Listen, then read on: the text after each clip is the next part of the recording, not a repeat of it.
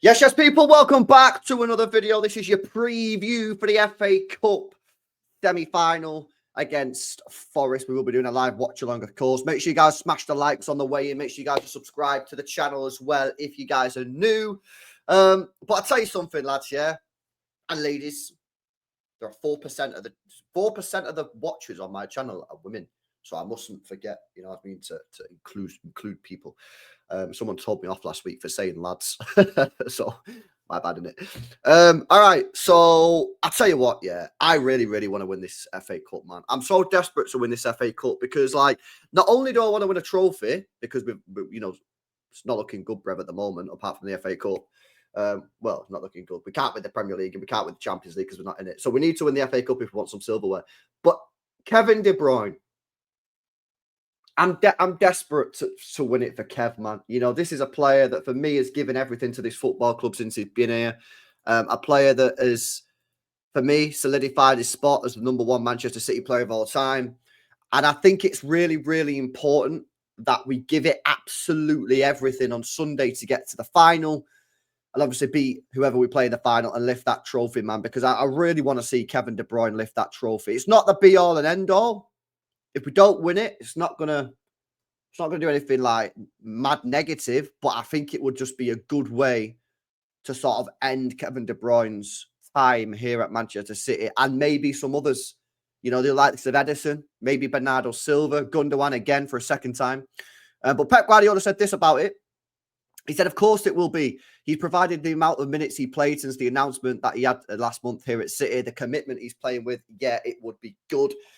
On the question about Kevin De Bruyne leaving with the FA Cup trophy. And yeah, I'm just desperate, man, because this season has been such a long season. I think it's been a hard season.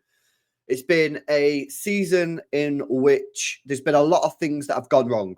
Yeah, we can't get away from that. You know, even if you go back to the summer, there was a lot of City fans saying this is a terrible summer. This is a terrible summer. I actually didn't before anyone kicks off. I didn't. I thought I'd give it a 7 out of 10, which in hindsight is terrible, really. But there's a lot of City fans going back in the summer saying this is an awful summer. This is an awful summer, and they were right. You have to say that they were right. And you know we've had a tough time. One winning 14 was a very, very difficult time for this football club. It was a dark time for the football club. It was a difficult time for the fan base. You know what I mean? A lot of people was rowing and having arguments online in the chats, probably at the ground as well, if we're being completely honest. And yeah, and then obviously we got to the summer. Sorry, we got to January. The club needed to spend money. And that's why I was so confident going into January that we would sign multiple players. We would spend money because I believe that the club knew that we was in a mess. And they obviously did. And they bought 4 or 5 players in including Juma Bar. So, yeah, it's been a tough year. But there's light at the end of the tunnel. You know, if you look at the 2025 league table, just including fixtures from this calendar year, we're second behind Liverpool, only 4 points behind them. So we've clearly improved from the first half of this year. The only teams that we've been beat off since Villa, the last time we played them, is the teams above us in the table and Real Madrid. So again, we're not getting beat off like dead teams anymore.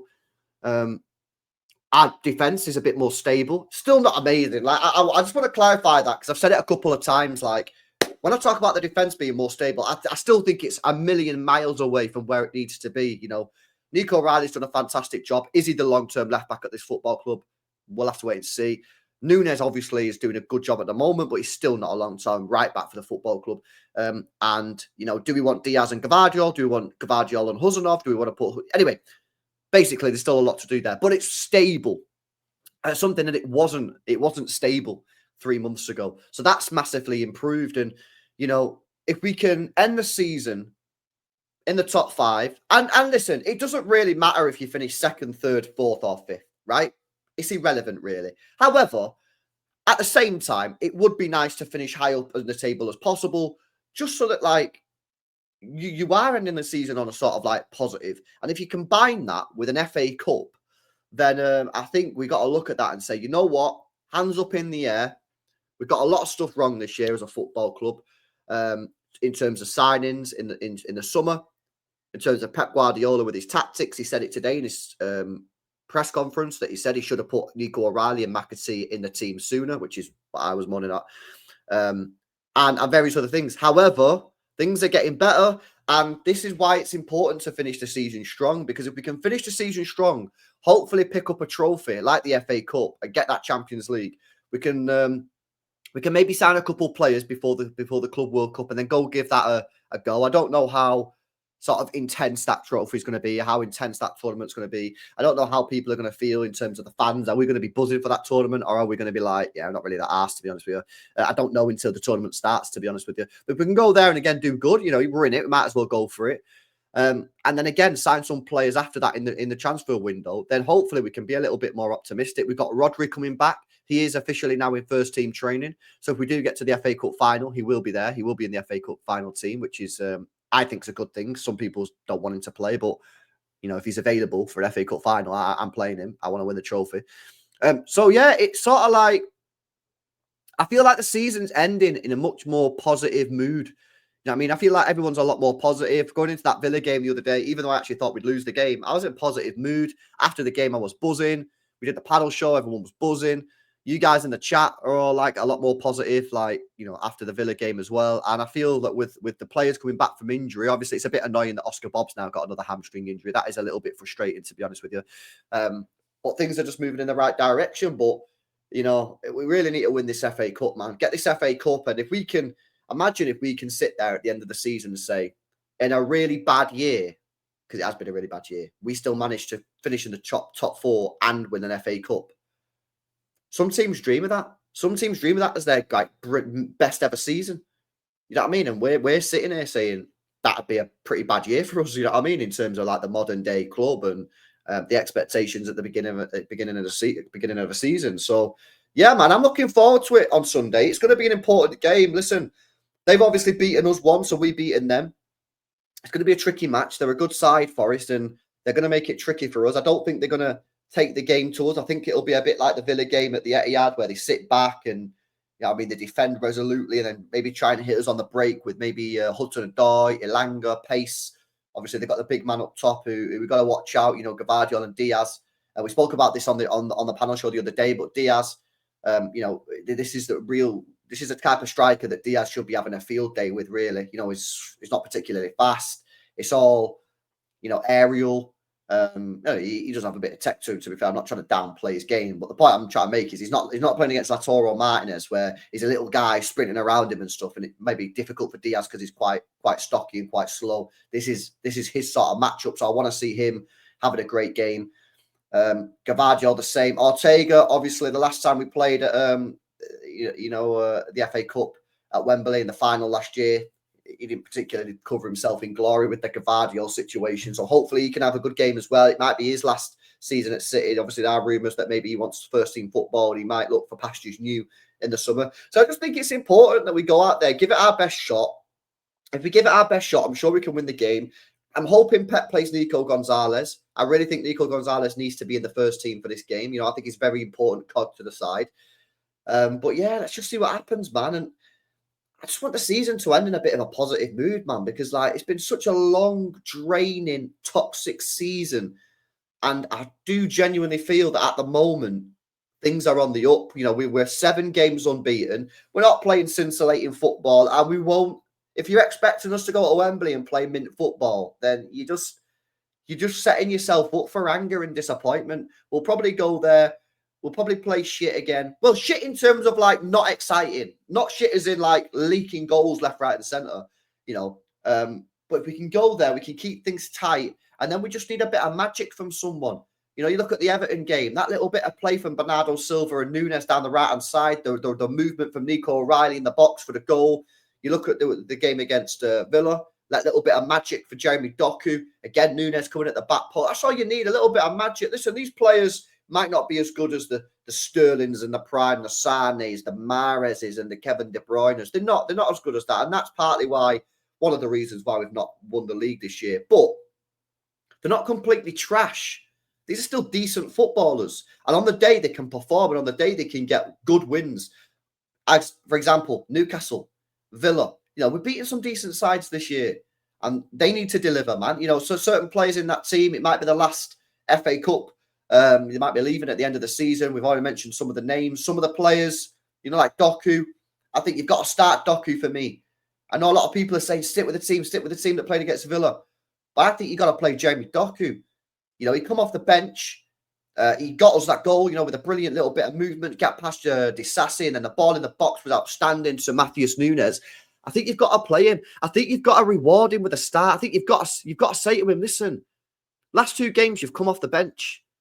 You don't want to be doing that. Jeremy Doku doesn't want to be coming off the bench. No player wants to do that. No player wants to be a super sub. No player wants to be an impact sub. You know, it's good for us as fans. It's good for the club to have impact subs, but no player wants to be a super sub. Yes, dead. Players want to start games. So I think you've got to get into Doku and you've got to say to him, listen, you've done really well coming off the bench last 2 games. I'm going to start you, and I need you to be cooking this guy. Yeah, I think Aina's the right back. Ola Aina isn't available. I think online it says like there's a 25% chance or something that he'll make it. So I think he'll be playing against that Williams guy who is nowhere near as good as Aina. Aina is a top class right back defensively. This Williams guy is, it might give Doku a little bit of work to do defensively because he likes to get forward, that Williams. But yeah, Doku, I think you've got to start him. I think you do. I don't think you can drop him after an impact like that. You know, you've got to be rewarding players when they do something positive, and Doku did. And yeah, the back line I wouldn't change. There has been some talk about would I bring in Manuel Akanji? Would you bring in Akanji? Would you bring in Akanji? Well, 2 weeks ago, I said yeah. But I've changed my mind. You know, I think, you know, going back to what I was talking about earlier in terms of that back line, it's not the best back line in the world. Far from it. Nico O'Reilly, Gvardiol, Diaz, and Nunes is not going to be winning your Premier Leagues or Champions Leagues. That's just the honest assessment. But is it good enough to get you to an FA Cup final against Forest? It might be. It should be. You know, they've played a couple of games together now. I think that Gvardiol-Diaz partnership is really quite interesting and it's developing quite nice. Nico O'Reilly has to start at left back. You know, he's done absolutely nothing wrong there to not warrant a start. And it's a big game for him. But he has played at Wembley before against United in the Community Shield. I know it's not the FA Cup, but, you know, for him, it's still a big game at Wembley against your local rival. So I don't really think it's that different. And I think you've got to stick with the back 4. So, yeah, my starting 11 would be Ortega, Nunes, Diaz, Gvardiol, and Nico O'Reilly. In midfield, I would go Nico Gonzalez, Kovacic, and Kevin De Bruyne. I'd go Doku on the left. I'd play Marmoush up top as a sort of false 9, not necessarily as an out-and-out striker. And the right winger, you've got options. Do you go Savio and take the wingers to them? Do you put Foden in and let Nunes push forward? Do you put Savio on? Do you put Bernardo on? I think I'd go Savio. I think I'd take the game to him. I don't know. I'm not 100% sure what I'd do with that forward line. I'm a little bit conflicted.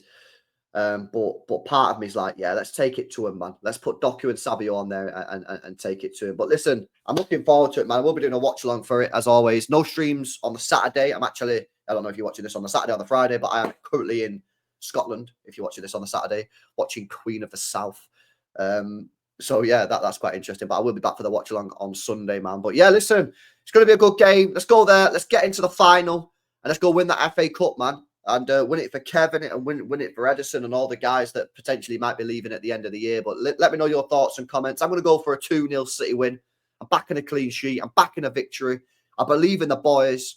You know what I mean? That result on Tuesday night against Villa was a big result. I didn't think we'd win. I thought we'd get beat. And they put in a sick performance. So I'm like, you know what? I'm backing these boys now, yeah? So let's see what happens, man. 2-0 score prediction. Let me know your score predictions in the chat down below. Smash a like. Make sure you guys are subscribed to the channel as well if you're new. And I'll catch you guys in the next one. See you later.